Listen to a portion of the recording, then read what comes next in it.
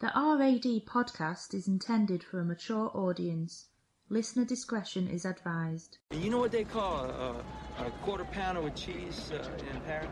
They don't call it a quarter pounder with cheese? Oh man, they got the metric system. They wouldn't know what the fuck a quarter pounder is. And what do they call it? They call it Royale with cheese. Royale with cheese.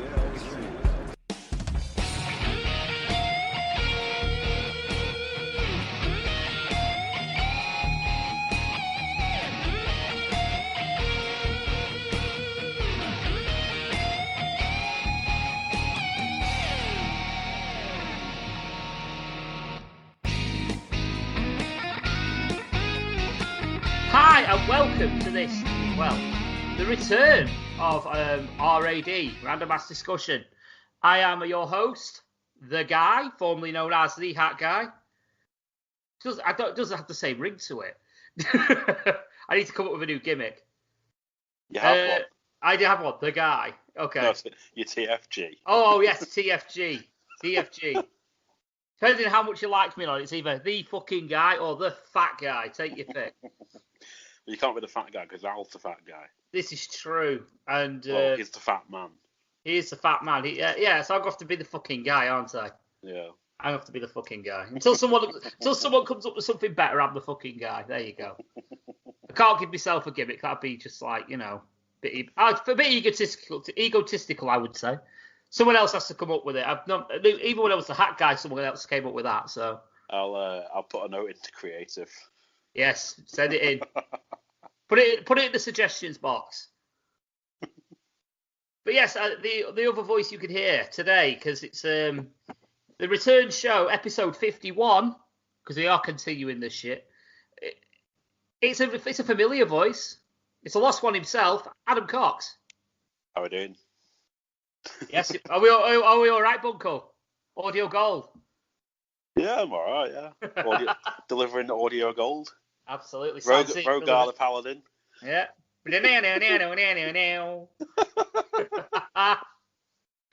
Fuck's sake, man. But yes, it's good to be back. It's been what? Fucking hell. Last podcast I did, I think it was just me and Lewis. You did episode 49, The Scout Hat, I believe it's called. It was, yes. As in, like, that was our last ever live broadcast. They may come back again one day. We never know. But, yeah, that was June, I want to say, maybe July last year. August. Oh, well, I've just got a dog, hadn't I? So, yeah. I'm not the bloody R.A.D. historian. People are like, what was episode 27? Well, it was recorded this day, and it was called this. That was the podcast we took the piss out of Alan because he looked like Honey G. Yes. Yeah, there's many. I forget what's been on this show. We talk about that much shit.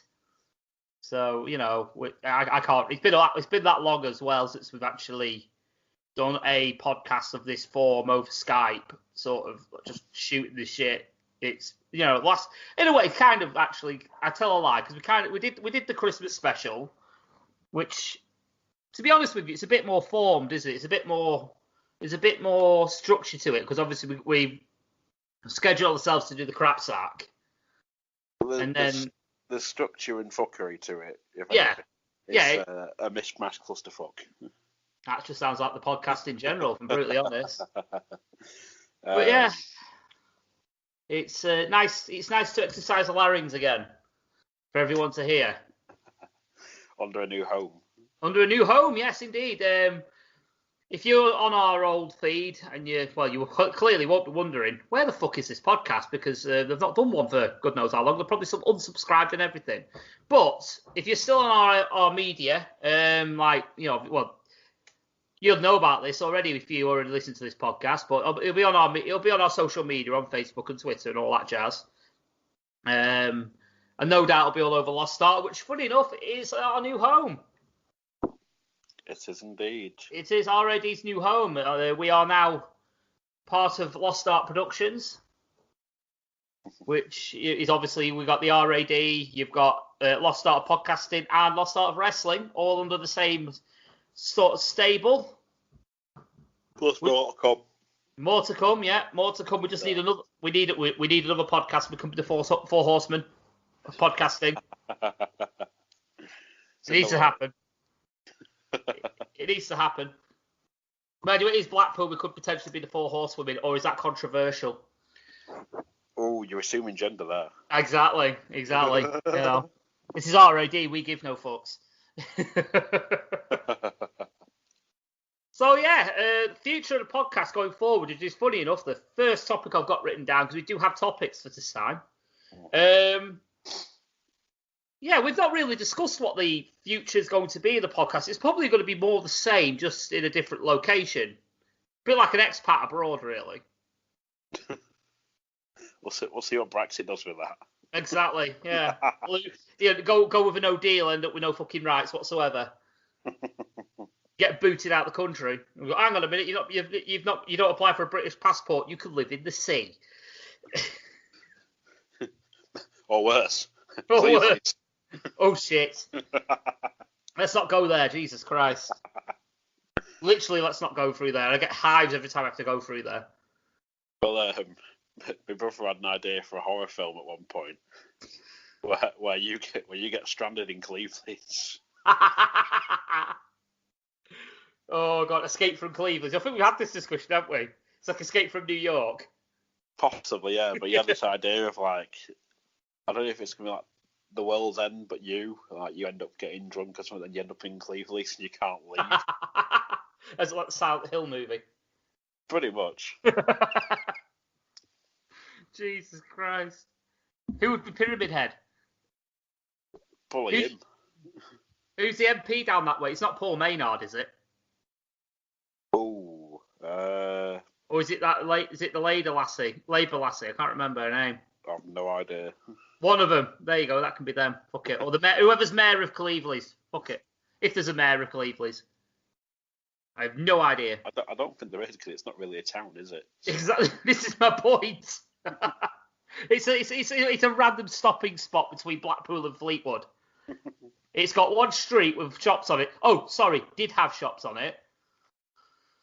Because they're all shutting down because it's shit. I think the biggest shop down there is Poundland now. That should tell you everything. They've got a Poundland, the very first B&M to open in the UK, and the View. That's it. That is your lot. That's Cleveland's for you. That is Cleveland's for you. And when the IMAX opens in Blackpool, there's no point going to View. There's no need for it. There'll be no point going to the Odeon either, to be fair. But well, this is true. So yeah, fuck Cleveland's. He also has a shop called it's got a shop called Dazzler. So. Oh dear. The Dazzlers or the Be Dazzled or whatever the fuck it's called. So it can doubly fuck itself. So, but hey ho, yeah, Cleveland's the place where you go when you want nothing to do, basically. Even the pubs are shit down there, if I'm brutally honest. So, yeah. Never been in one. You're not missing out, mate. I mean, I used to have an I don't know if she's still there now. I really don't give a flying fuck. But my ex-girlfriend lived in Cleveland, and I used to go down there quite a bit. So, end up going in the pubs, end up getting knocked back because my provisional driver's license could be forged. So that was fun.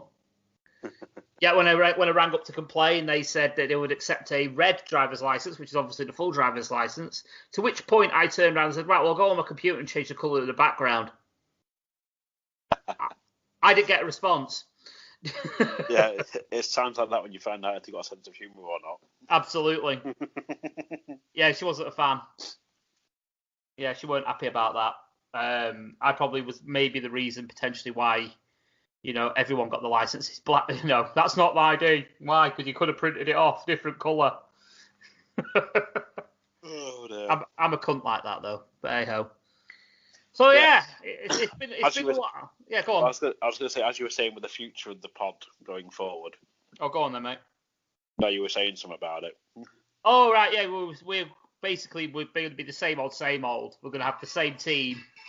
Oh, I thought my phone was on silent there, you motherfucker. But yeah, we're going forward. Going forward, we're basically going to be doing the same thing as we normally do. Just chatting about topics. You say the same team, but it's really not. It really, yeah. This is a good point. It really isn't, because a really key member of the team has decided to move on to pastures better, or whatever the word is, the terminology. I don't know what it is. Greener pastures. Greener pastures. There you go. He's gone to Cleveland's. That's where he's gone. Gone to the Cleveland's in the sky. He's gone to the Cleveland's in the sky. Yes. So he's not dead. For clarification. He's not dead. No, he's gone to run his bedazzler shop. But yes, that was enough. Probably that was the biggest clue of them all. Darren is now he's not part of the podcast anymore. He's decided he's. To be fair, he doesn't. He says he doesn't have the passion for it anymore, so he's not going to get in our way. Let's be truthful. His ego got too big. He wanted more money, which we didn't have. He's not in the budget, so we had to just let him go. Has he gone to sign for AEW? That's what it is, isn't it? Yeah. Yeah. We're wishing the best in his future endeavours. Indeed. He's gone to sign for AEW. He felt like he was being misused, so he asked for his release, and it was granted. So he's either going for AEW or he's going for a career in MMA, where he'll get in the ring and get his face kicked in 2 rounds. Like Jack Swagger. Like Jack Swagger, indeed. So yeah, Darren, thank you for all your input in the show, and. Yeah, here's a brief montage of Darren's best bits. Right, moving on. So yeah, we have. Is there any more we need to say on the future of the pod? Because, like I say, it's pretty much going to be the same as it always has been. It's just going to be in a new home, basically, where we're part of the Or umbrella. Well, to be fair, we did. We gave it the lethal dose of poison. We did. We took it around Christmas. That'll make sense if you watch the old the Christmas podcast from last year back, and I'm a wrestling fan.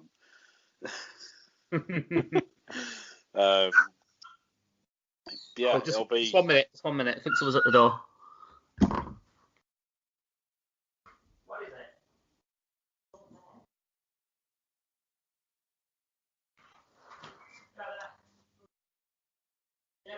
This is a conundrum, isn't it?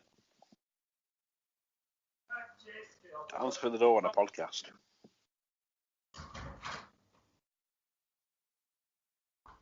Oh. What an inconsiderate shit.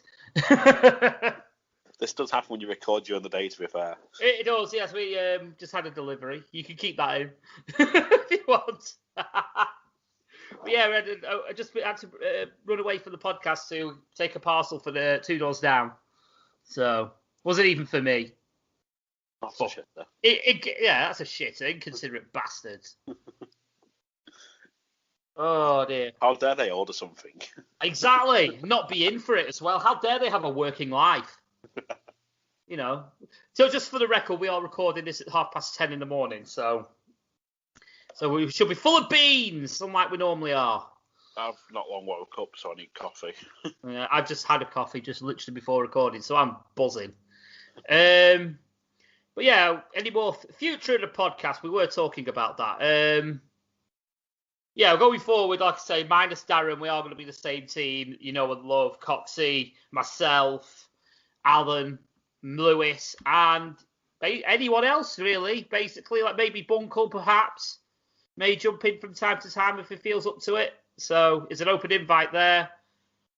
Big Xander. Yeah, of course, Xander. Can't forget Xander.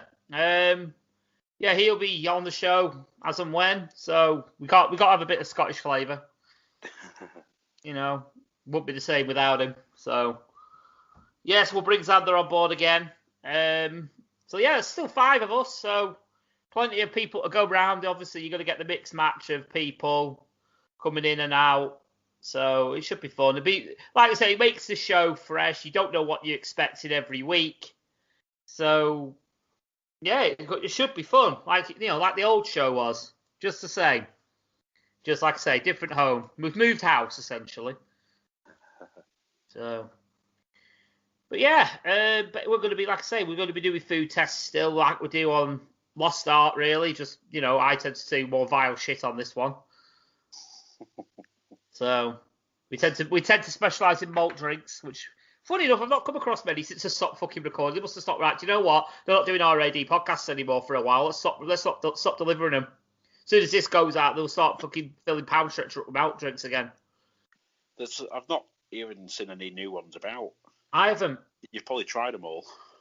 I probably have. I'm gonna have to scour the internet, I think, aren't I? Get some imported and perhaps try those. That'll be fun. But I do keep seeing the odd new energy drink, like I did the other day. It was lemon burn and some strange isotonic sort of like. It was a bit like Mountain Dew but flat. Sounds like the thingy Monster Hydro. Yeah, but Monster Hydro was drinkable. That was shite. So don't recommend it. Whereas the lemon one was really nice. So there you go. So yeah, the lemon burn was nice, £1 stretch. The other one was literally on its expiry date. So that's why it was 19p.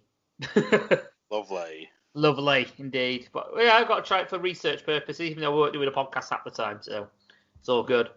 So yeah, it's been a while. I mean, obviously, me and you, Bunkle, have been carrying on podcasting on Lost Art, so we have kept sort of like our toes in the water, kind of kept going. Mainly myself, because obviously your Lost Art's your baby. Mm-hmm. It's more like thank you for having me, let me keeping me keeping the gears greased, if you get what I mean. So yeah, what have we been doing while R.A.D's been away? We've been doing quite a bit, actually, when you think about it. More so behind the scenes, if anything. Absolutely, like massively behind the scenes. I mean, you've been to podcast conventions and things like that, spreading the word. Well, I've got one coming up in February. I'm going to in Birmingham. Yeah, if you go into it in Birmingham and you're listening to this, take a card off him. He's got lots to give away still. About 250 to give away. Exactly. No, to be fair though, like I say, we was at Takeover, which I don't think we should talk about it on this show because we've got it on Lost Art of Wrestling. Mm-hmm. We're going to talk about it on there, but we were at Takeover in Blackpool, and we did give away quite a few cards, didn't we, that night? At least I thought so. I think somehow you managed it more than anyone else. I don't know how. I don't know how. I mean, Coxy, he gave me a big wad of them just before the end of the show. And he said, right, give these out. And it ended up me being at the West exit, didn't it? I was on the Coronation Street exit. Yeah. While you ran round with Bunkle to the main exit. And I somehow got rid of all of mine on the door. And then I was like, okay, I've run out. I'll go see what Coxy's doing. And you gave me another big bundle. But to be fair, I did I let Bunkle go because he's horribly ill. Yeah, he wasn't well, was he? He had a really bad cold or flu or whatever. So I just said to him, right, go and get your bus. He said, due in like 10 minutes or whatever. Go and get your bus. And I said, we'll finish doing these. And so. Yeah, that's fair. You don't want to be taking a card off someone and potentially getting dysentery off it. So. Well, we had a little like minor boost. We had 11 downloads on the Monday, I think it was. But that's in target of what I discussed. I think that's in target with what we discussed. Well, afterwards, obviously after a hard 10 minutes work, we decided to go to the pub for a pint. Yeah. And we discussed as like if we get 1 in 10 going on it, then that would be a success. And that sounds roughly like what we did. So I'd call that a success. Well, they seem to emanate. I think the listens came from Stockport. Mm. So someone's evidently travelled in from outside of Blackpool to come to the show. So it's like, winner. Absolutely. So thank you for listening to Blackpool's premier wrestling show. Well, one of Blackpool's premier podcasts. In one of, yes. Apparently there's more on the horizon from other people. Oh, wrestling podcasts. Just podcasting. People in Blackpool just doing podcasts, from what I've noticed. Ah, right. So we're one of the pioneers because we've been at it now for 3 years. The Doms, yeah. We are the Dons. The Dons of podcasting in Blackpool. Absolutely. I think it's about time we set up the Blackpool network, I think. But saying that, we've got our own network now. Lost Art Productions, so fuck it. Pretty much. Absolutely. So yeah, we've done a bit of wrestling. Well, we've not done. We've watched a bit of wrestling. You've actually done well. Saying that, you're still waiting for your DVD for your bit of wrestling. I am. Which hopefully won't be long off now.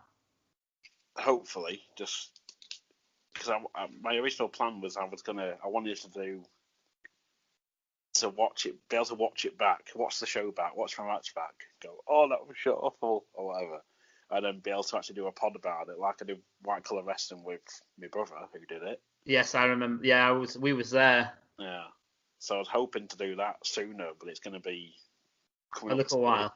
Yeah, it's going to be coming up to like a year after that this is getting released or whatever. So it's. Did Christ get his DVD? Yeah, he got his.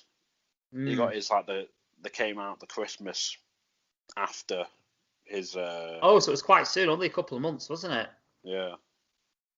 So you probably think about his. I think he still had the editor guy, didn't he? The DVD guy at that point. So yeah. So I can understand it. So in a way, but yeah, it'd be nice to get hold of it and rip your match to shreds. If anyone's a critic, I'll be my own harshest critic. To be fair. Oh, you didn't do that bad at all, mate. From what I remember, it was a while ago now. They've drank since, so. But it's always one of them. It's sort of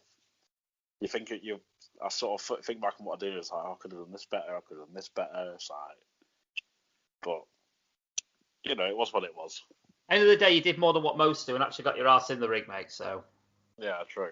So it doesn't matter if you fell flat on your face, mate. At least you had the fucking balls to get in there with another wrestler. That nearly happened. Yeah, well, it didn't. That's all that matters, mate. And if you did, you could have sold it as a spot. So. Yeah, true. So he'll be fine. He'll be fine. Why not? So what else have we done? We're going to Metallica. Metallica and Ghost in June. Yeah, Metallica, Ghost, and some other band. I can't remember what they're called, but I heard a brief about some of them on Spreaker, and they were actually half decent. So. The name begins with B, and it's like Lars has handpicked them. That's all I know. Oh, okay. I'll take that with a pinch of salt then. But I am looking forward to it. We're going to be on the floor, which is going to be interesting. It's going to be Dodge the Pit. Well, it seems like they've got, if you're like a fifth member, platinum or gold or whatever, you get the very front. And then so that's like a barricaded section, and there's like the rest of the audience on the floor. It's a weird layout, but it should be a good show. Yeah, it's not like a wrestling show where you need to have a really decent view of it. You know what I mean? It'd be nice to have a good view, but it's like you're there for the music more than anything and the atmosphere. Pretty much. So I don't mind that too much. As a wrestling fan, we'd be the short arse. If I go to a wrestling event, the idea of sitting on the floor is fucking pointless to me. So I won't see a fucking thing. So that's why when we went to Takeover, I made sure we got balcony seats, so we could see. Unfortunately, my view 99 out of 100 times when I was sat down was blocked by two fucking massive blokes in front of me on the balcony. Which is why should have said it. We switch. It doesn't matter. But I thought, you know what, fuck it. I had no one stood behind me anyway, and I always watch wrestling standing up anyway when I'm at an event. So I just stood up for the entire show. Oh, fuck it. And everyone else was stood up round us anyway. Yeah, that's it. So we thought, sod it, we'll stand up. But if I was on front row, I'd have sat the entire show. Fuck it. I mean, I was there at NXT in 2016. And it was 2016. I was at front row at the very top balcony on the opposite side, and it was really, really good view. Sat down, not as good a view as we had on the where we were on the west balcony, but it was a good view. I mean, I think we had I'd say where we were there was probably about the right height. It was the right height. Just the one complaint I have is the entranceway had those two like graphics on either side. Yeah, we couldn't see shit. Yeah. Yeah, they were about 6 foot in front of the actual Tron. So they're going over the feud of a match, and you can't see half of it because you just see one side of it or whatever. It's like, right, okay. So I have to go off that going, right, it's the Rhea Ripley Tony Storm match now. Like, how do you know? Well, I can just see half of Rhea Ripley's face there, but I can't see anything else on the video. This is it. I mean, unless you were sat directly opposite, you didn't see shit. So it's just one of those. But yeah, we were talking about Takeover, so we'll stop it there. There you go. There's your teaser. There's your sort of like, to tempt your taste buds into listening to the next Lost Art of Wrestling. To give our rest of our thoughts on Takeover.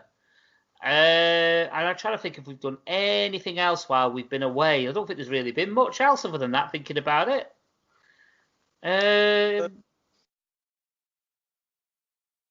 Going back from August, so August we did that pod.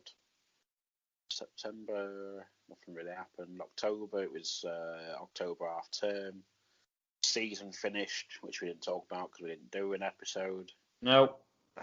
Which is nuts. Seems to be tradition for R.A.D. It's like, yeah, season started. And it's like, right, beginning of November. Yeah, season's finished. It's gone quiet now. Yeah, which has gone quiet, massively quiet. Oh, I went through town yesterday. I was just like, I'm going past the bus, like the Finger Street opposite the Winter Gardens. Just like, oh, it's so peaceful. Yeah. A couple of months' time, it won't be, though. True. It's pigeon weekend this weekend as well. Yeah, so it's going to be fairly busy. And I'm out this Saturday night as well, so because it was the fiance's birthday yesterday, so because we were working, we decided to do something this weekend, and I booked a hotel and a restaurant, and she doesn't know yet, so that'll be fun. She'll listen back to this episode and go, what are we doing for the weekend then? You see, I'm keeping it vague. She knows that we're staying out, and she knows we've got a restaurant, but she doesn't know what restaurant and what hotel. So, and the mums and the mother's coming down to look after the kids for the night. So it's all sorted. It's going to be Harry Ramsden's in the travel lodge. Fucking KFC, mate. Come on. Jesus Christ. Up the budget slightly. Oh no, it's Harry Ramsden's, isn't it? It's even more expensive. Jesus. Okay, I might just go on the pound saver menu at McDonald's. Done with it. Why not? Do it on a budget. So yeah, I'm trying to think. Oh yeah, I've sort of taken up D&D. Yes, Steve. Steve the Betrayer. Oh, do you know what? It's so much fun. Ever since I've listened to the show, I've obviously been giving feedback to Bunkle. And obviously, you were talking about Bunkle's obviously, he's on Lost Start podcast and Lost Start of Wrestling, but he's also on another show called Gunpowder Treason No Plot, which is like a is it like real play D&D podcast sort of thing, or something like actual play? I'm not quite sure what the term is. I'm not sure the terminology myself. It's like is it 5? Bunkle will be screaming at his phone when he's listening to this on his way home. Yeah. I think it's 5th edition. Yeah, I was going to say it's like a 5e. 5e D&D, yeah. On Roll20 or something it's called. Or... Yeah, the Roll20 is the website they use for like the maps and the dice and things like that. And when I did my little guest appearance as Steve, I got to play with it a bit. And it's actually really, really, really good. So, it's a really cool, powerful tool. So, anyone, you don't have to be recording a podcast to use it or anything like that. You can just have your mates, gathered around a few computers and play it that way. I've got friends at work and stuff who play on it, and there's a couple who do like tabletop stuff at home. And I said to one of them, I was like, you need to listen to this podcast. Like, why? I was like, well, you're into your D&D, and it's a D&D pod. All right, I might give it a look in. And then kept asking him, you listened to it yet? No, not a chance.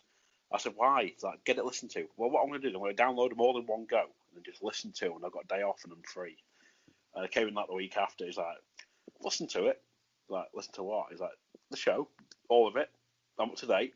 He's like, you started last week. He's like, yeah. I had like a couple of days off. So just listen to them all in one go. It's like I'm on episode like 14. I was like, I'm on episode 12. Shit. I'm assuming they really liked it. They do, and then it's like they said, oh, that guy Rogar. I was like, yeah, he's fucking hilarious. So yeah, feedback. If you got thoughts on those podcasts, let them know. You've got, like I say, they're on Twitter, so at Treason No. Just let him know. Because he does enjoy feedback, like all us podcasters do. But yeah, I made a little cameo on there as Steve. Now, he was one of the guards in one of these situations, and he had ulterior motives, which obviously, because Coxy's a fan of the show, I can't go into. But all I'm going to say is it's not going to be the last you see of Steve. It's not going to be the last. And I've been having fun with it because we came up on the fly at the end of the show that I did that I was going to do a troll Twitter account for Steve the Betrayer. And it's just fun. So go on. I was just saying, and you can follow him on Steve GTNP. Yeah, Steve GTNP. Yes, he's actually, that's his Twitter handle, Steve GTNP. Where basically he has a huge, massive hatred for Tommy the Gunslinger.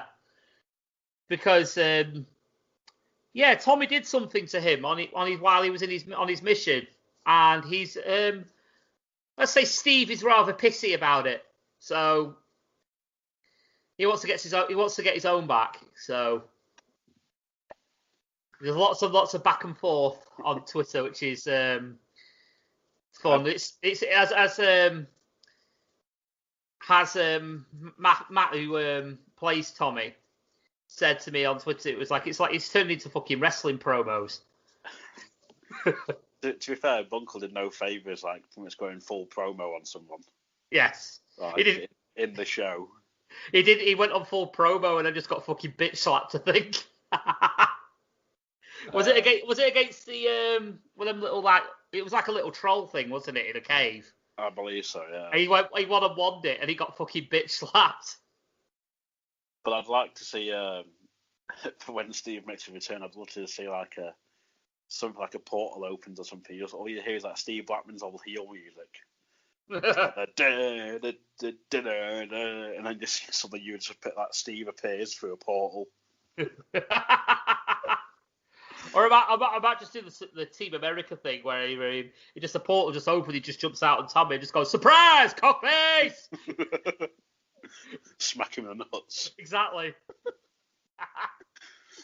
Steve rolls a critical and hits him in these nuts with the glaive repeatedly. Sophia, do me a constitution check. Fails. Sophia points and laughs. Does it have advantage? No disadvantage because all nut shots are funny. But yeah, I'm proper looking forward to getting back into it again. I mean, like, I'm a complete novice when it comes to D&D. Like I said to Coxon when I was talking to him about the role and doing it, so my whole experience of doing D&D was one lunchtime, where I made a really, really, really shitty scenario to be played over one lunchtime. And it was fucking awful. And that was when I was in year 9. So, what we're talking now, year 9 would have been 14. So it's one of them though. I think D&D, it's like, if you go back to the very foundation of the D&D, when it was like Gary Gygax or whatever wrote it all and planned it all out, and there would have been people just sat in the basements at home like yourself, just writing out their own campaigns and stuff. And yeah, homebrew campaigns like what they do on Gunpowder Trees and No Plot. In fact, pretty much. But then I was going to say, like, D&D now, it's evolved from what it was back in the 70s or 80s, whatever, to what it is now. Right. It's really complex nowadays. But at the same time, if you spend a few hours, allowing someone to talk you through it, it's quite easy to pick up. And as long as you've got a group of friends or players that are willing to help you out when you need some sort of assistance, like I had when I was playing D&D, because I luckily for me, in a way, I didn't have to fight. By the time it got to my turn, everything was dead.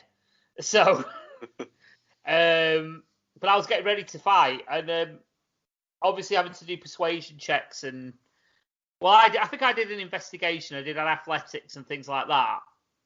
But it's knowing what to click, especially on Roll20. It's knowing what to click and what to check and things like that. Because obviously, if you play in person, by person, you'd only have like one D20, and that would cover all your stats. So, for example, if you say, right, just roll me an intelligence, right, all you got to do is pick up the D20 and roll it. But on the Roll20 website, you actually have to go to your intelligence and actually roll specifically from there. So if you don't know exactly what you're rolling for, so for example, doing an intelligence check, you're not quite sure which one it is, you potentially do roll the wrong one.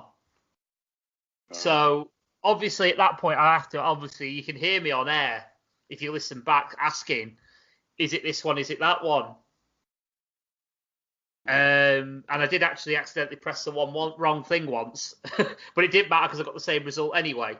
But yeah, because I had a good group that I was with, it was still fun even though I didn't know what the fuck I was doing. But I need to improve my role play. Dead simple. Because I was bumbling everywhere if I remember correctly. So. It's like Coxy said, though, it comes with practice because it's not something that I'm used to doing. Well, that's it, yeah. So, I mean, like on these podcasts, I don't act. I basically am myself. I talk, and that's what I do. But when I was playing as Steve the Betrayer, he wasn't the Betrayer at the time, I'm playing a character, and that's not something I'm used to doing. But like I say, everything comes with practice. And I've had a few conversations with Coxy recently. And he's like, well, I'm going to have to start, because I know about a couple of the developments in the character, which I'm not going to go into. But it means I'm going to have to sort of practice a certain style of role playing. So it's not going to be for a while, so I've got a bit of time to practice it. But we'll, I'm going to have to practice being a certain way. So it should be fun. Just put on an Irish accent and walk around going, oh, Tommy. Well, just pretend to completely lose your mind. Just go, potato. Pretty much. So, yeah, just. What's your name? Potato. Toy. So yeah, we've had the future of the podcast, which is obviously going to be the same as it always has been. We've talked about what we've been doing. Darren leaving. So we're on to actual topics now. Well, I say we've got upcoming projects as well. Oh yes. But you're more knowledgeable on that, so take it away if you want to reveal. Well, we've got, of course, there's Avengers Endgame coming out in April. We're less than 100 days away. Yeah. So, of course, that'll mean there'll be a midnight showing. There'll probably be a Getting Geeks again. Absolutely. There'll be more Getting Geeks coming in future as well. Yeah, that reminds me, obviously, with the wrestler. Does that count as a crossover Getting Geeks? I suppose it could do. Yeah, I was gonna say sort of like a film review.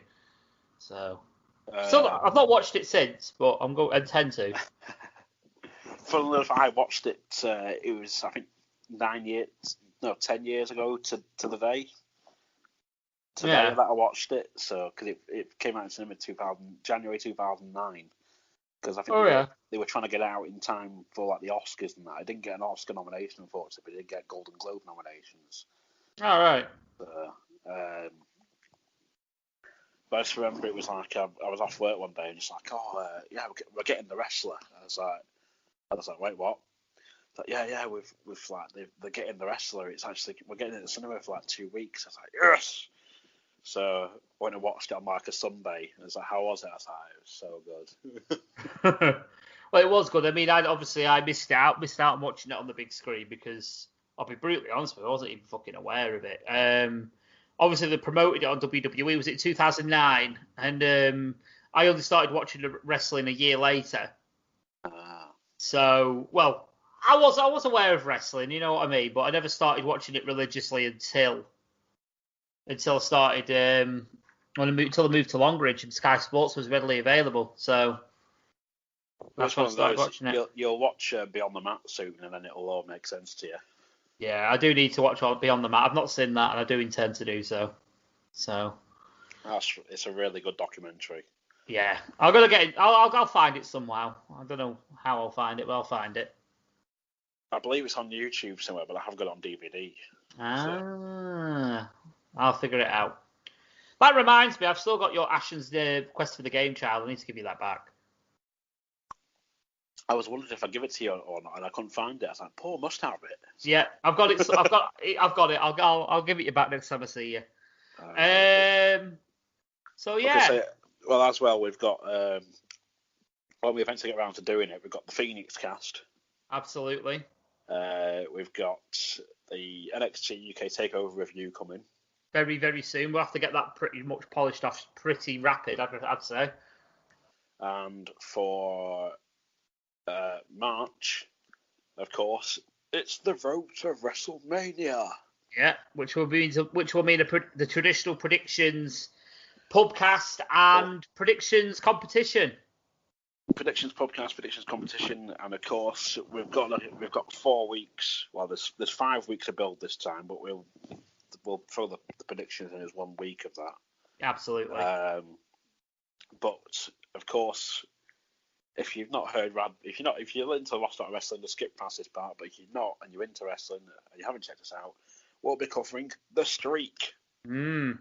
All 21, or are we carrying on after? If there's time, we might do a bonus. Yeah, but overall, we're going to concentrate on the 21 unbeaten up until the Brock Lesnar loss, which we're covering that as well, aren't we? I'm assuming.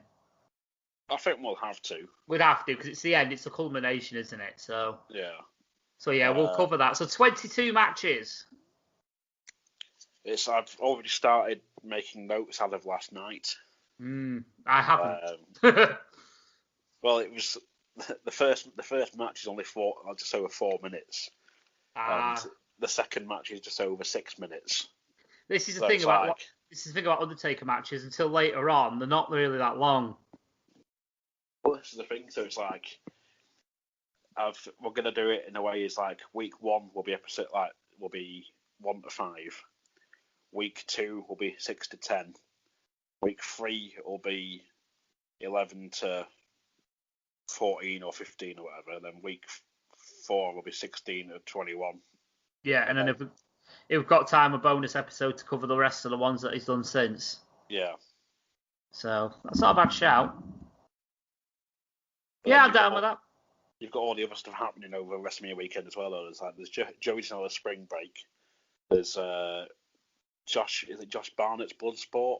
It was Matt Riddle's last year. This year it's Josh Barnett's. There's there'll be progress shows. There'll be No Doubt All Elite. There's the R.A.D show at the Garden. There's so much happening. There'll be Takeover. So yeah. No doubt there'll be some sort of UK sort of involvement there as well. I wouldn't be surprised. It's going to be interesting to see how they do it this year. So I wouldn't be shocked this year if you saw, like, for example, Pete Dunne in the Rumble. We've already discussed this, though. It's Pete Dunne and Tony Storm in the 2 Rumbles. Yeah. It to me, it makes sense. But if you want to hear that conversation, go listen to our predictions podcast, because we have a full-blown conversation about that. So, yeah, go and listen to that. At some point this year, I will be making an appearance on another, a fellow podcast. Details are scarce at this moment in time, but once I have more info, I will let people know. Absolutely. Hopefully it's opening bigger doors. Hopefully, yeah. Hopefully, we'll see. We'll see. Not just slamming them in our face. Yeah, I mean, I remember the one time I was going to do a guest spot and my computer decided it didn't want to play. That was on the These People podcast, if you remember. Is that one still going, or is it just? No, it's not. It's not. They'll not put a podcast out now for longer than we have. So yeah, it's been a while. So I was going to appear on their show, and one thing led to another. And the computer didn't want to play, and yeah, it ended up being a fucking clusterfuck in the end. But yeah, I was nearly got on there. So all good. So yeah, we're on to topics now. 45 minutes in. Yeah, this is standard R.A.D. Love it. So yeah, first thing we'll go with the most relevant thing, shall we? And sort of like a serious topic as well. Did you hear about the news flash last night about the Duke of Edinburgh crashing his car? Is it Prince Philip was involved or something? Yep. In it, or? Well, he was the cause of it. From what I've heard, the details I've got, because obviously I've only bullet pointed it, is he was actually breathalyzed as well. He actually breathalyzed him on the spot, which is nice to see. Because it means no royal exceptions. Absolutely not above. Well, technically they are above the law, aren't they? I suppose. Yeah, that's. Yeah, I'd say they are. Yeah, so if he was driving pissed, what were they going to do? Arrest him? You know what I mean? Do you know who I am? Did he serve Swan in prison? But apparently... Where's Stephanie? But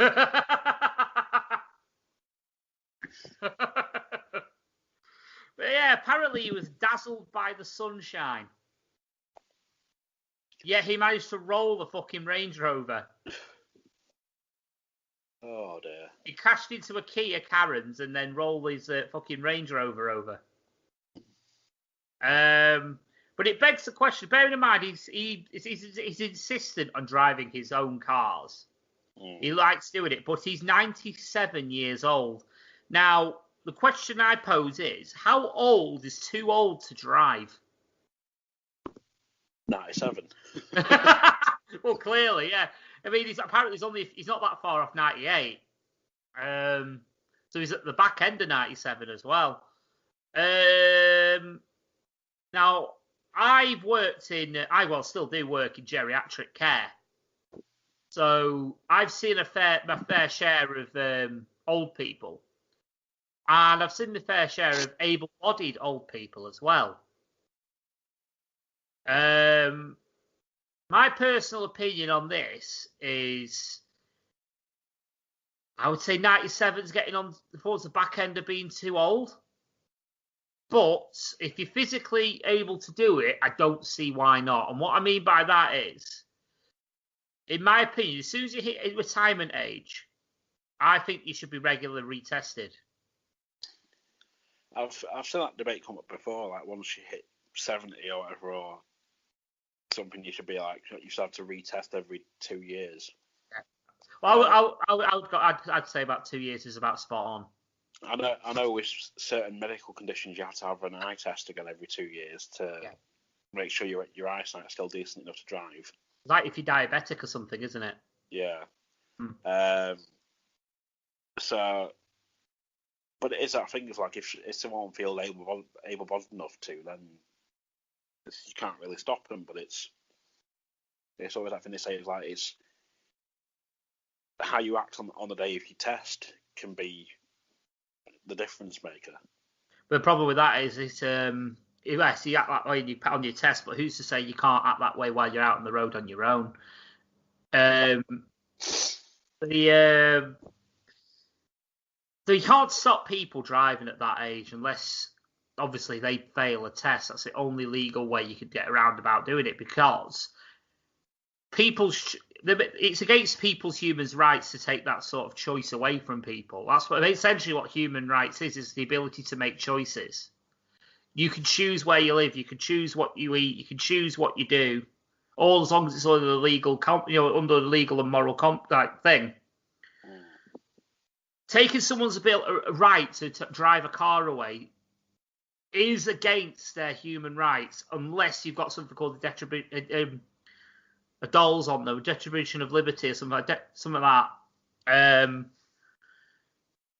which would obviously restrict them from doing certain things for their own safety. But that's, if like people have got like dementia and can't make decisions for themselves. So if that was the case anyway, you probably wouldn't be able to drive anyway. Sort of like power of attorney. Yeah, in a way. The way I would see, like I say, I would put a top cap on when you should or shouldn't be allowed to drive. I mean, people like Sterling Moss, for example, he's pushing 90 now. He only retired from competitive motorsport a few years ago. And he's probably a better driver than 90% of people on the road now, despite his age.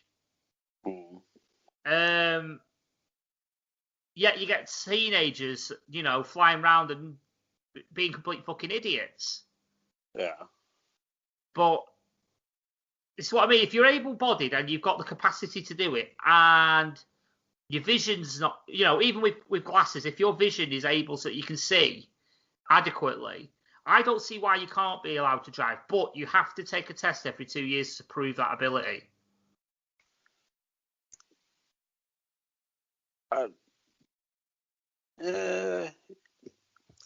Yeah, I'd say so. There's not also that thing in place where it's like they have to renew the license every 5 years, is it, or something? Or But I genuinely don't think that's often enough. I mean, people could deteriorate over a couple of weeks, never mind a few years. Yeah, true. But the only reason I'd say 2 years is to keep retesting every single geriatric in the country who's got a driver's license every few weeks is just not practical.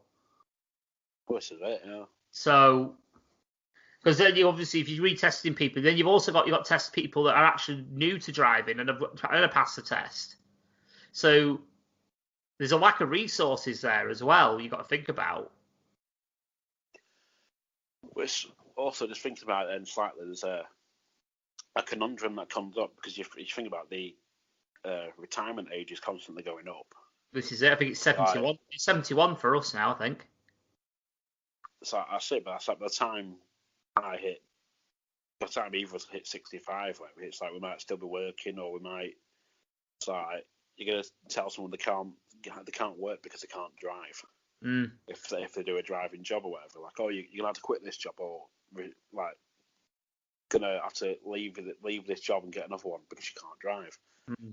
Which is what I say when you. That's why I put the age to begin with. This is a bit loose because retirement for people is at different ages, and especially people like us now, it's probably going to be working into the 70s due to cutbacks and things like that.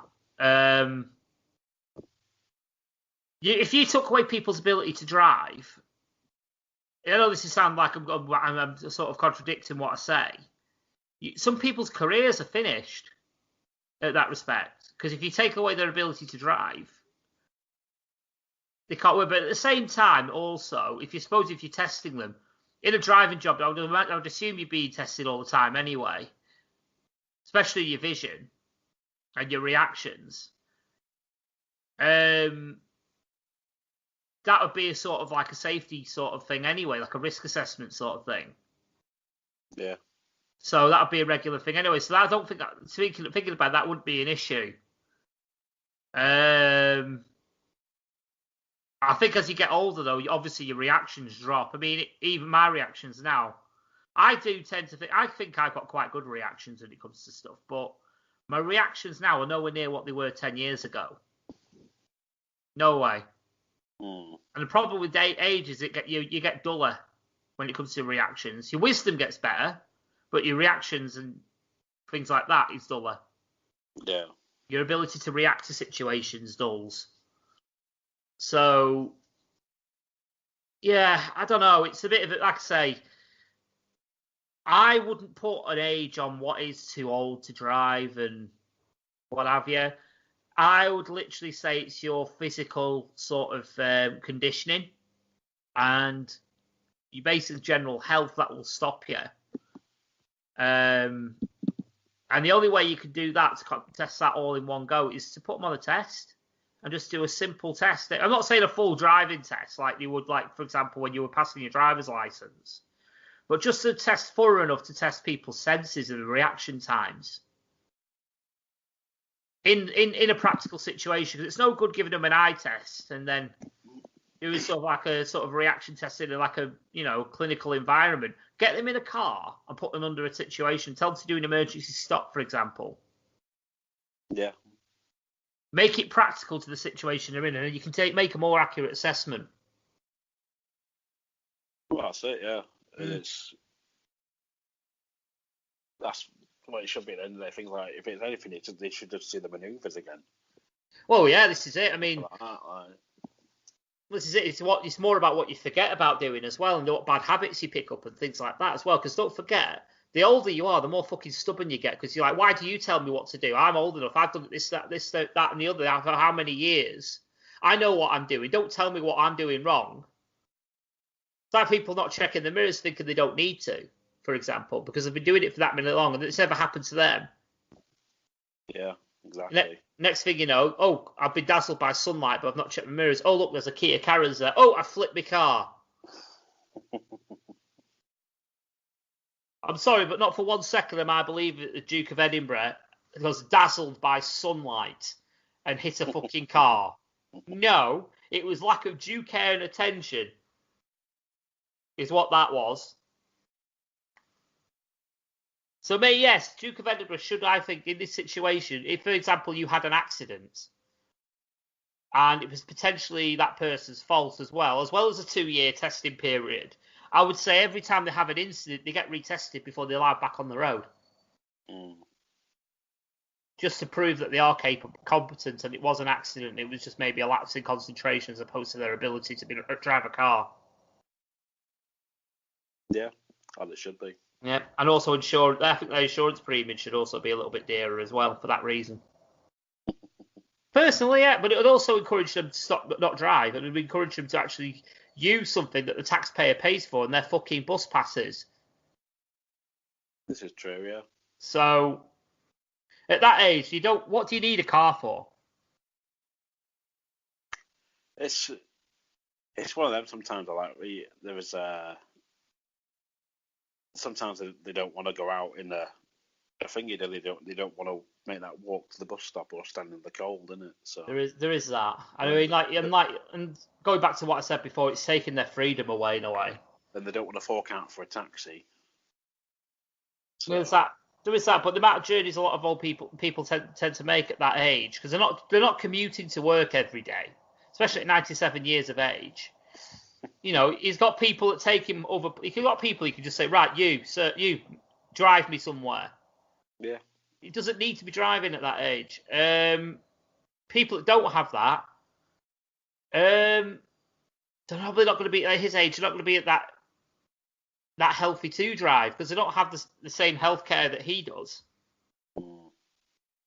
I mean, at this point now, the way he's still walking around and this, that, and the other, I'm pretty sure he's half cyborg at this moment in time. He must be. The fact that he's rolled a fucking car and he's come out like the fucking Terminator at 97 years of age. I mean, I've seen people or heard people literally fall down a step and they've died from it. The guy fucking barrel rolls a Range Rover and gets out fine. He's a fucking robot. That's what he is. There you go. So come to the conclusion of that the Duke of Edinburgh is a fucking cyborg. And the next thing he's going to say is he probably said to that person in that Kia Carens, "Come with me if you want to live." Jesus Christ. So yeah, Duke of Edinburgh, cyborg, don't drive. What else? You said you had a topic. I do. Let me just find it. It's on my phone here. I wonder if it's one I've got. It probably isn't. So, Coke Life. Can go fuck itself. Was it purposely made to be a failure to push Coke Zero due to the impending sugar tax? No. and I'll give you my reasons. Coke Zero has existed for a long time. Coke Zero has been around for a minimum of about 10 years, I'd say. Coke Zero exists to compete with the likes of Pepsi Max. At the time, before Coke Zero came out, Coca-Cola didn't have the equivalent of a Pepsi Max. They had the normal Coke, and they had Diet Coke. That's all they had. It was literally, Diet Coke was a different product from Coca-Cola. It was even branded different. Whereas obviously that Coca-Cola was obviously competing with Pepsi, and Diet Coke was competing with Diet Pepsi, if you get what I mean.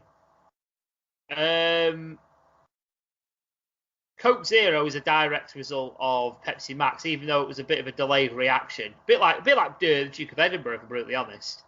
Bit of a delayed reaction. What Coke Life was, for me, was they saw the way the market was going, the way society was going, and everyone was turning, like, for example, turning vegan, and everyone was obviously getting politically correct and things like that. So they wanted, right, do you know what? We want a politically correct, environmentally friendly sort of product that'll appeal to people like people that want to look after the planet and things like that. And say this sends like a direct message: you drink Coke Life, you love the planet, you love this, you love that. Unfortunately, it tasted like ass, and very, very quickly people got onto that, which is why you don't see it anymore. Or if it's still about, I've not seen it for a long time because no one bought it. It got discontinued 2 years ago, I think, or last year. I can't remember when it was discontinued. Yeah, it wasn't around long, was it? It was only around for like 3 years. Yeah. It was Coke. It was basically the same branded as Coca-Cola, but it was green, essentially, if I remember correctly. Yeah, it was a green can, and it was discontinued June 2017. So just nearly 2 years ago now, a year and a half ago. But the problem was it tasted like ass. I mean, you drink a can of Coca-Cola, and you want to taste Coca-Cola, not just some fizzy water. It was tasteless. Well, it was. I mentioned this because it was. They made it using stevia, didn't they? Rather than. What is that? It's like a natural, a more natural sweetener. Oh right, okay. Compared to like aspartame or whatever it's called. Yeah. It's like this one's from a plant, whereas aspartame, whatever it's called, is like a man-made sweetener. It'll probably have organic elements to it. I think so, and it's because like when they brought out, they did like new Coke. Yes. Many years ago, and of course, I always remember there was a video of Uncle talking about this, like some guy, like it was like a documentary, when the guy's like, new Coke tastes like horse piss. And of course they got rid of new Coke and then brought back old Coke, and it sort of boosted sales, whatever. Yep. So it got me wondering if it's they've done that with Coke Life, just try and boost sales of Coke Zero, because it tasted bloody awful. Yeah, it was vile, whereas Coke Zero, while not being the nicest, is actually palatable. It always makes me laugh with Coke Zero, because when it first got released, it came out as same great taste, zero sugar. And then a few years later, they had to change it. They had to change it to great taste, zero sugar. Because obviously it wasn't the same taste. No, it wasn't. Why did you say that with Pepsi? It was well, look, the thing is though, they were very clever with Pepsi Max. When they released it, they still use the same tagline now as they did when they first released it, because it released about the same time as when the big one was built, wasn't it? I think it was just before the big one was built. It got released. Yeah, around Well, it's 96, 97. Yeah, because that was the big deal about it being sponsored by the Pepsi Max, which lasted until a couple of years ago. And the thing is, that their tagline was "Maximum taste, no sugar." But the thing is, though, about the same about maximum taste, they're not specifying what that maximum taste is.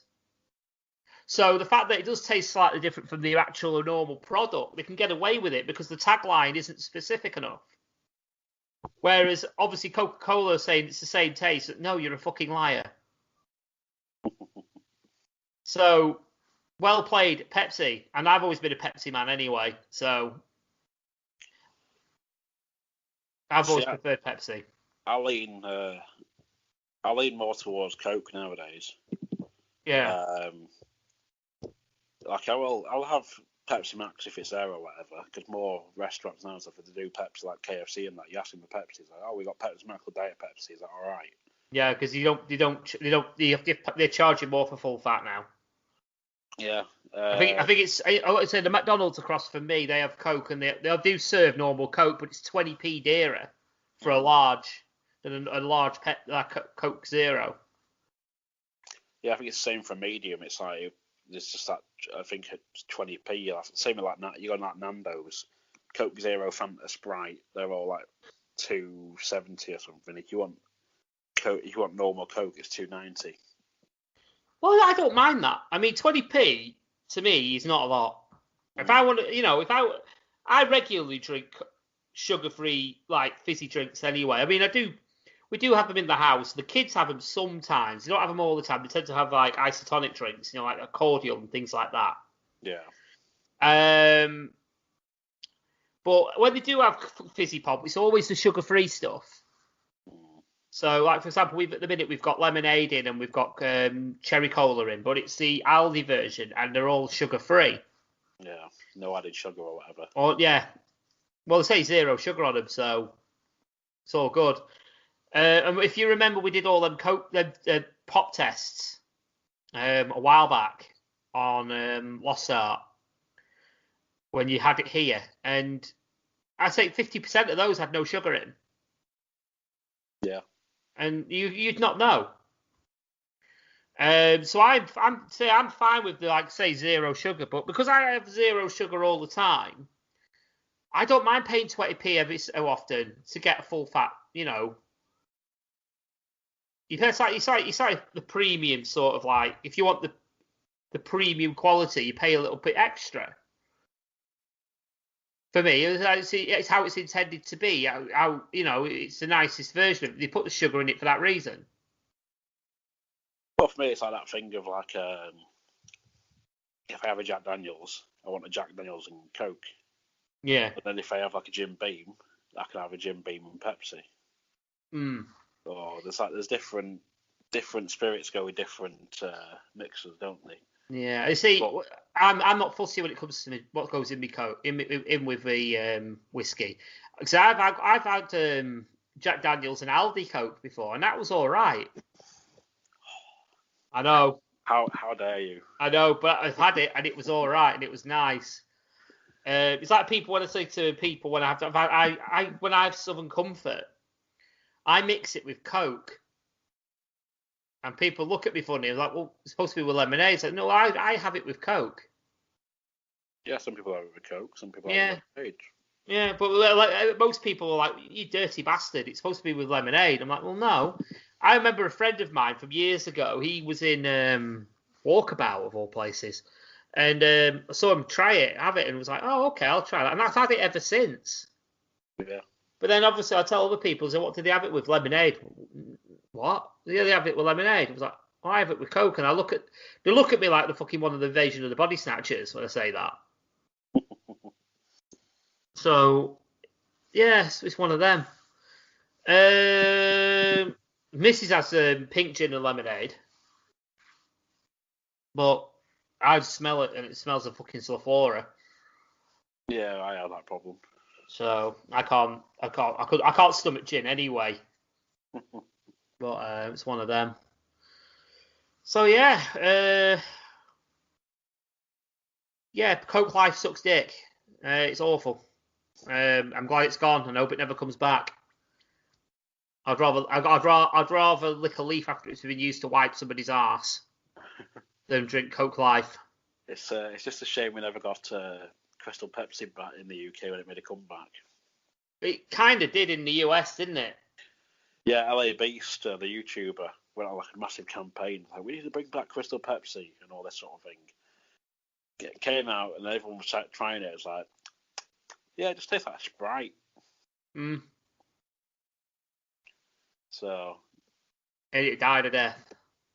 It only came out for like a limited time anyway. Oh, it was a limited edition run. Yeah, like they bought it back. You could buy it on American Fizz, which is like an American website over here that you can buy imports from. But then of course, like Coke saw them do the comeback and went, "Oh, we can do that." So they did like a Coke Clear or something, or Clear Coke it was called. I remember that. And I remember that. Cinema Snob tried it and he's like, "Yeah, there's nothing to it. It's just Coke that's clear." And he's like, if I remember rightly, he's like, it doesn't even taste very nice. Yeah. That's from that guy with the glasses, isn't it? Yeah. Cinema still Snob. Associated. Yeah, a lot of them are fucked off for various reasons, which we won't go into. Because I went on that was one of my topics I wanted to write down. A fucking perfect segue into it, because before we went on air, last night, I had a few minutes at work and I wrote a few topics down, put them in my pocket, got here this morning, they were fucking gone. And thanks to that, he's just given me one of my topics back. Because obviously, Cinema Snob, that guy with the glasses, Nostalgia Nerd and all that jazz, Angry Joe and a few others. They all got big value, got posted videos online. Now, way back when, I'm talking years ago, I used to use that guy in the glasses and things like that. I used to end up watching sometimes 3 or 4 videos in a row of the Nostalgia Nerd. Nostalgia like Critic that. and... Sorry, yeah, Nostalgia Critic and Angry Video Game Nerd and... AVGN, yeah. Even at one point, R.A.D Gamer, but we won't talk about him. But yeah, I used to watch loads, but I'm just wondering, I don't know if I've already talked about it, but YouTube rabbit holes, which are some of your favourite you've ever fell down? Secrets of Disney was a good one. Secrets of Disney? Well, go on. It was... it started off, I was watching there's a YouTuber called Adam the Woo. Okay. He's one of these, but he travels around the US. He'll just go to filming locations of films, or he'll here's me doing a day at Disney, or sometimes he'll go for the season. He'll be he'll go for Easter, but here's the Easter snacks and food you can get only through Easter and stuff like that. But he used to also sort of, this ride is where this used to be, and he'd show you a before and after of what it used to be. Or sometimes he's something that sneak into areas he shouldn't have been in and stuff like that. And he actually got banned from Disney. Bloody hell. So I started watching one of his videos, and it leads on to another one where it's old rides been and gone. Because I went to Disney as a kid in Florida. Mm-hmm.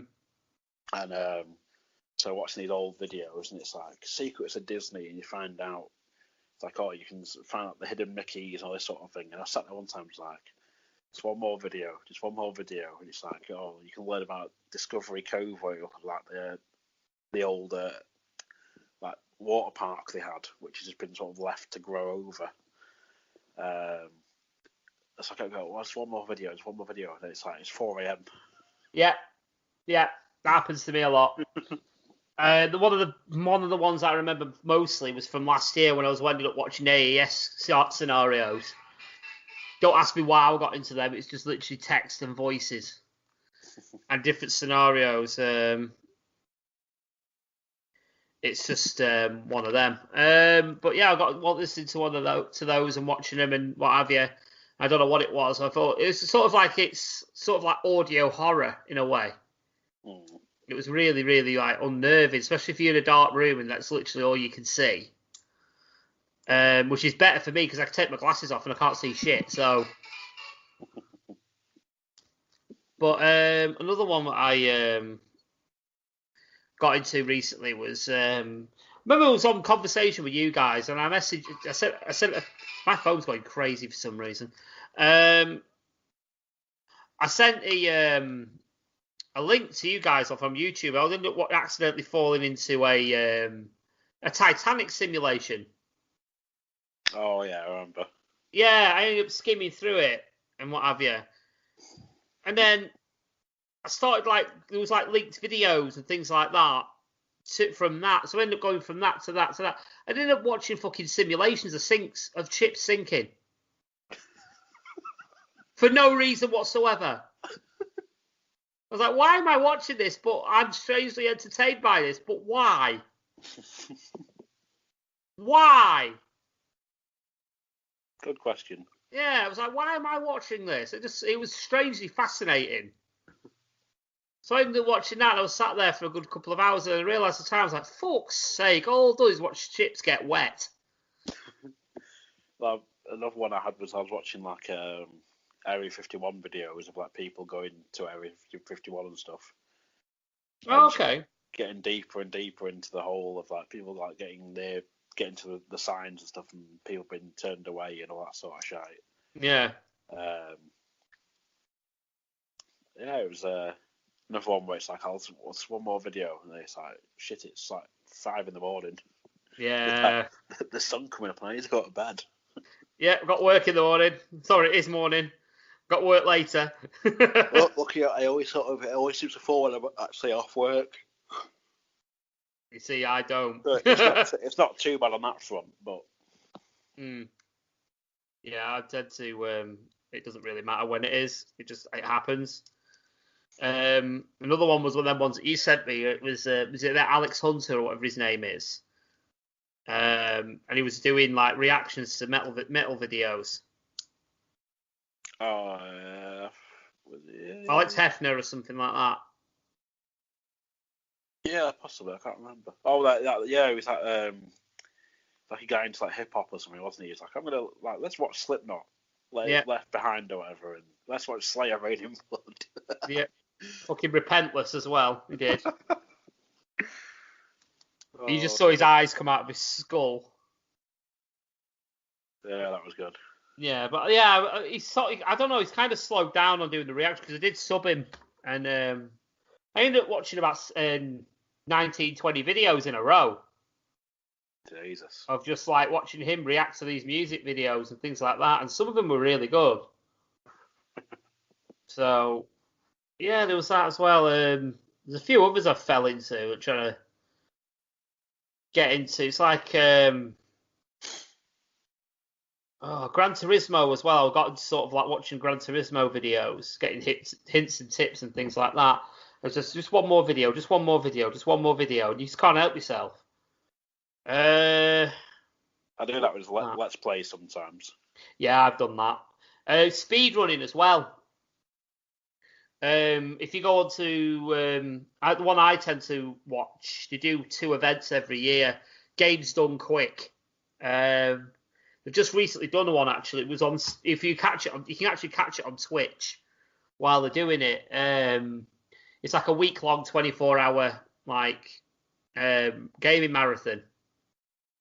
And they do speed runs, obviously, because they're called Games Done Quick. So I've watched someone complete Metal Gear Solid 2 in 1 hour and 10 minutes, for example. A whole game. I've seen people complete Mario 1 in 4 minutes. Things like that.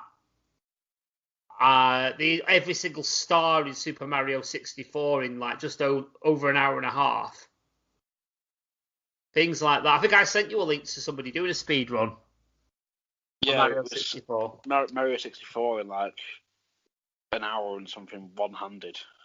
Yeah, it was ridiculous, wasn't it? Well, I was expecting a full-on them actually playing the game in full, but it's no, I'm just gonna use these cheats and stuff to get around it, Not cheats, glitches, well, are legal. Alright, glitches in the main frame. Yeah. But like, yeah, just complete the game with like 18 stars or something. Like, Yeah.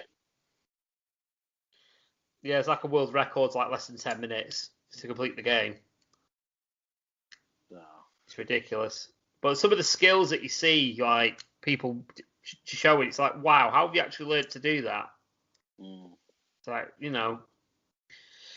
It's like yesterday I was playing Gran Turismo and I was like, when I was playing using one of the cars, I couldn't drive it when I was at high school. I couldn't drive it because it was just too, I couldn't get the hang of it. But I started playing it the other day and it was like, oh, this is a fucking piece of piss. And it's just learning how to do stuff. And I imagine, obviously, they're sat there all day, 7 days a week, practicing and getting it right to the point where, like I said, the complete Mario is in like 4 minutes, something stupid like that. And it's like, oh, I've got a world record. What do you get paid for it? Nothing. Well, I did see a video last night. Or was it this morning? Either or.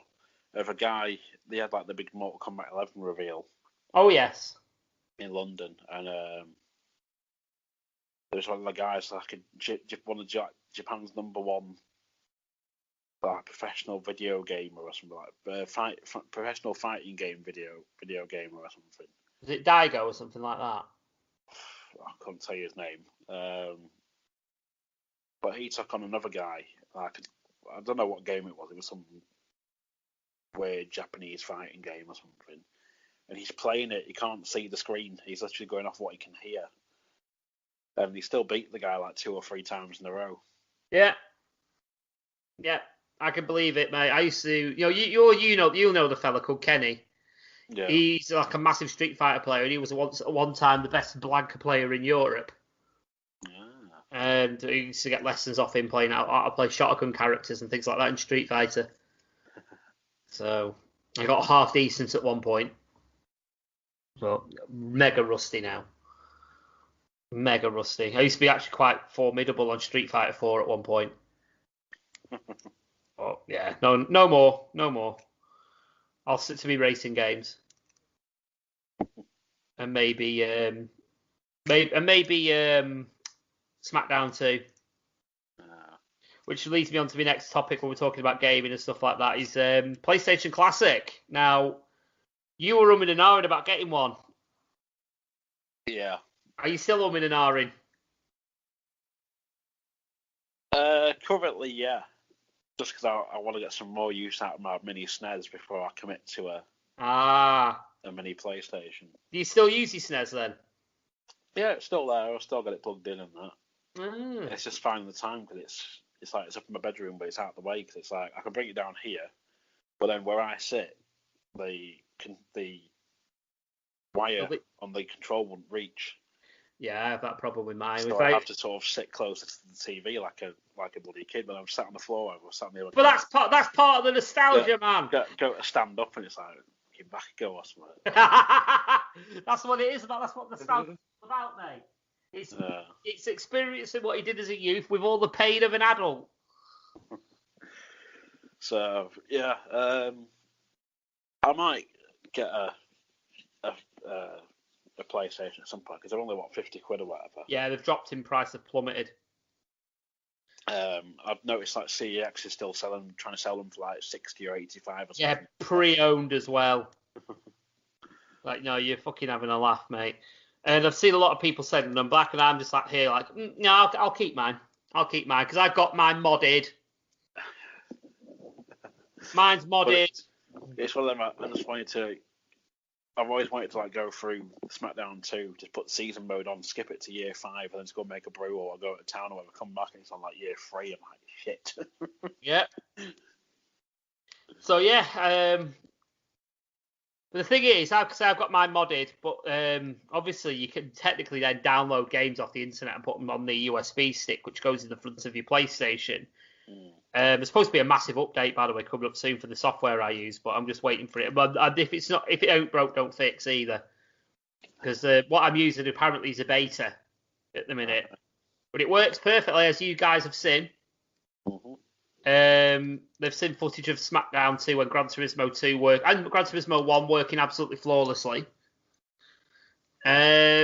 because at the minute I've got a fairly decent sized PlayStation collection upstairs in my little gaming area.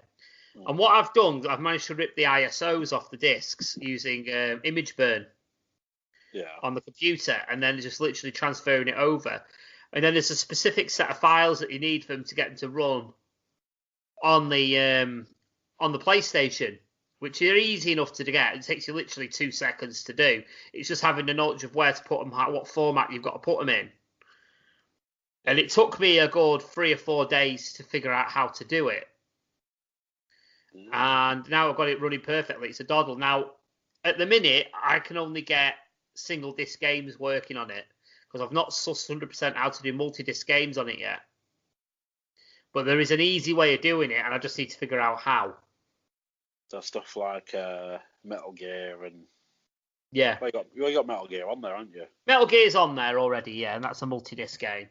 And all you do is press the open disc button to switch disc, which is cool. Right. Same with Final Fantasy 7, because that's a 3-discer. But in theory, you can do stuff like Colony Wars, which is 2 discs, and Final Fantasy 8, which is 4, Final Fantasy 9, which is 4.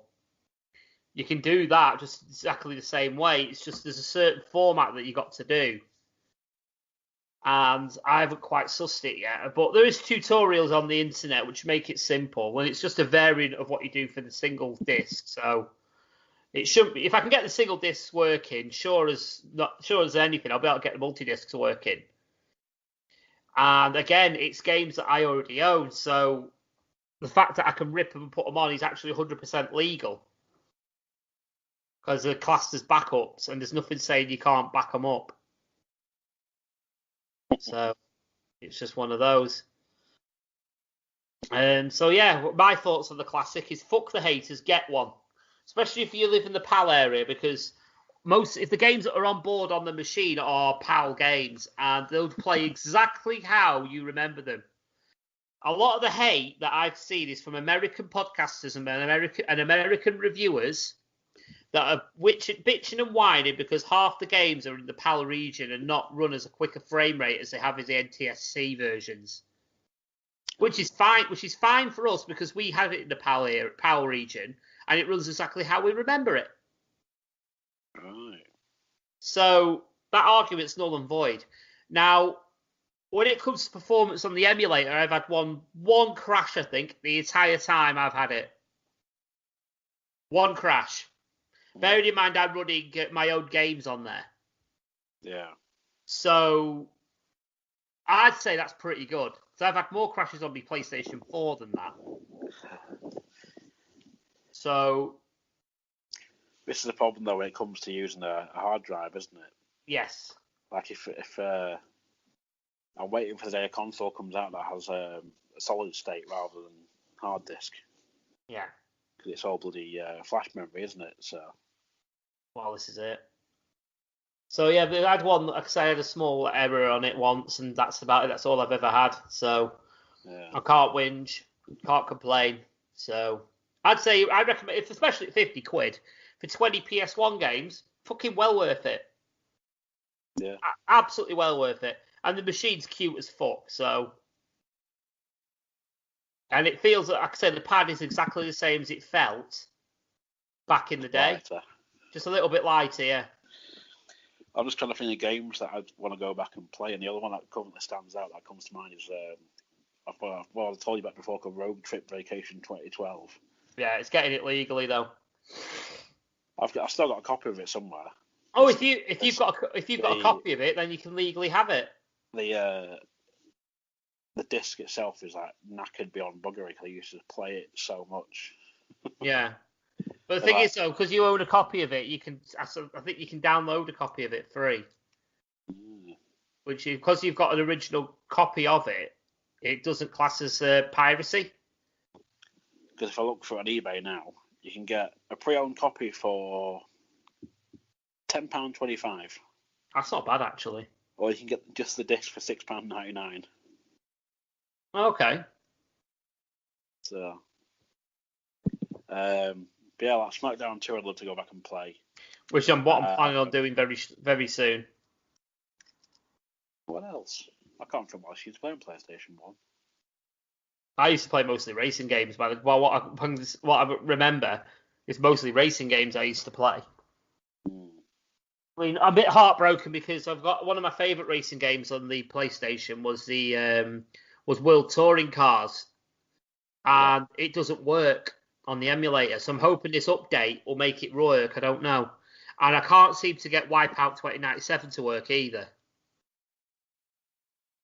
But I've managed to get every single Oh, no. Tell a lie. F199 doesn't work. But the original F1, F197 and F198 do work. But unfortunately for me, I never played Formula 198 until I put it on the PlayStation Classic and it sucks dick. So it's not very good. But Formula 197 is a dog's bollocks. It's one of my favourite F1 games of all time. And there's more apps coming out for it as well, which means the new update 1.0, Believe Sync 1.0, has a retro core or whatever it's called on it as well, which means you can play other systems on it. And there is a mod out there that apparently you can now play PSP games on it. All right. But from what I've seen, the frame rate's not great. So at this moment in time, I wouldn't bother with the PSP ones. But you could, apparently on this app, you can play Mega Drive games, SNES games, NES games, all that lot on it. So so it might be worthwhile even for that as well, like a one-stop shop. RetroArch, that's it, RetroArch. So that's going to come as standard on it. So possibly have that on it as well, which is all handy. Sweet. Yeah. So right, we've reached an hour and a half. So I think round about now, I think we should wrap up. So yeah, it's been a good one. All of 2 topics covered, or 3? Exactly, 3 topics covered after an hour and a half. So considering it's just the 2 of us, that's fucking fantastic. Jesus Christ. Well, thank you for coming on, Coxy. It's been a pleasure. Yeah, no worries. It was worth getting out of bed early. Absolutely. And now I can now run round and sort my house out before I go back to work at 3 o'clock. So, yeah. So it should be fun. Running around like fucking Funhouse. Jesus You've Christ. won a video camera. I've won. I've still got a roof over my head. I did have bullseye on over Christmas. Oh God. So some of the prizes, it was like a bloody a mixer or something, or your portable telly. A Ford Escort. The portable telly, you'd have like a screen the size of like my phone screen on like this massive box akin to like a bloody pull like 2 PlayStation 4s back to back. There's like the backing of it, like just for this tiny little black and white screen. It's like, how's that portable? Absolutely. I mean, we used to play fucking SNES games on them things. Jesus Christ, how did we do it? No idea. God. But yeah, it's been a pleasure, Coxy. I'm going to say we'll wrap up. Do you want to give yourself some plugs, mate? Yeah, if you like hearing my voice as much as everyone else likes hearing my voice, as much as I like hearing my own voice, you can listen to more of me on the Lost Art of Podcasting and the Lost Art of Wrestling. Can we find you at the Red Scar Cafe? No, but you can find me in the brew room a lot. Oh, there you go. You can find him in the brew room. Of course, Twitter, Lost Art Podcast, Twitter at LAOW Podcast. I think that's it. Instagram, Lost Art of Podcast, and of course, Facebook, Lost Art of Podcasting and Lost Art of Wrestling. And that's it. Yeah, wonderful. And as usual, you can find the R.A.D. podcast on Facebook, on Twitter at UK R.A.D. podcast. And yeah, the feed for, you know where the feed is. You can find us via Lost Art of Podcasting, can't you now? Yeah, it'll go up. Well, it'll still go on the R.A.D Facebook page. Yeah, and on the Twitter. Twitter, it'll probably go onto the Lost Art feed first. Yeah, but I can retweet it. I can retweet it, so that's fine. If you copy the text and then put the link underneath, you can tweet that. You can tweet that and then pin it. So I pin it to your Twitter. Right. So we'll do that. So there will be a tweet at some point. It's what I always have to do with Lost Art of Wrestling, because it doesn't get. Spreaker doesn't give you the option to post to multiple Twitters. You have one Twitter you can post to, and that's it. Of course, that's me. When I did WrestleBox, that's what happened. So yeah, so it's good to be back. It's been fun, and yeah, hopefully next time we'll have more than just me and Coxy. But if it isn't, then hell, it'll be fun again. And we're not sure when the next one's going to be, but it's going to be pretty soon. So I've not got a schedule down yet for this, so we'll get there. As and when. As and when. You'll get maybe ample warning, maybe not. Maybe we'll just sneak up on you like Steve the betrayer and just go, surprise, cockface! Surprise, motherfucker. Yeah, absolutely. And on that note, thank you for listening. Join us again. And we'll see you on the next episode of the R.A.D podcast. Bye. Bye.